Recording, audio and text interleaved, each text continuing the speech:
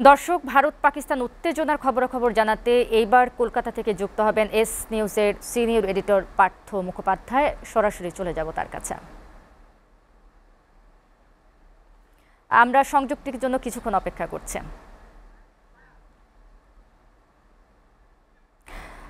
Partha, এসিটিভি news আর আপনাকে স্বাগত জানাচ্ছি। পার্থ, আমরা যেমনটি জানি, পাকিস্তানের প্রধানমন্ত্রী শেহবাজ শরীফ সৌদিতে ভারতের সাথে যে বৈঠকের সম্ভাবনার কথা বলছেন, এই ব্যাপারে আসলে দিল্লির ভাবনা নিয়ে আপনার কাছে কোনো তথ্য আছে কিনা? দেখুন, এখনো পর্যন্ত পাকিস্তানের তরফে ভারতকে সরকারিভাবে এটা জানানো হয়নি।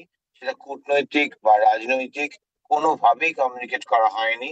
কারণ শাহবাজ শরীফ যেটা বলেছেন, এক সাক্ষাৎকারের কথাটা বলেছেন, ফলে অফিসিয়ালি এরকম কোনো কথা বলেননি।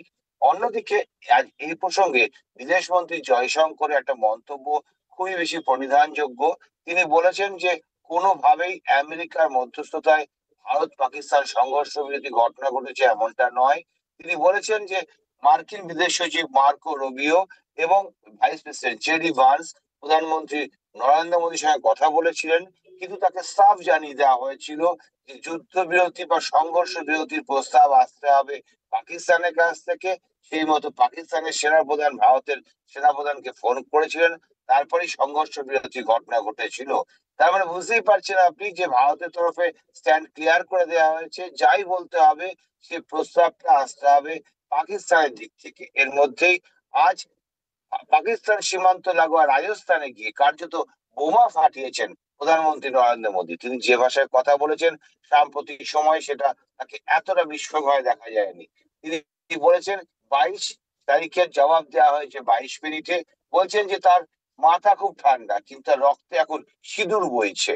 মানে তিনি বোঝাতে চেয়েছেন যে যে যে সমস্ত মহিলা মারা গেছেন, মানে স্বামী হারিয়েছেন, কার্যত তারা অসহায় অবস্থা পড়েছে, সে অসহায় মহিলাদের কথায় তাদের আবেগ তিনি ফুটিয়ে তুলেছেন। তিনি বলেছেন 140 কোটি ভারতীয় চাইছিল এর একটা মুহূর্তর মানে মোক্ষম জবাব দেওয়া হোক, তাই দেওয়া হয়েছে।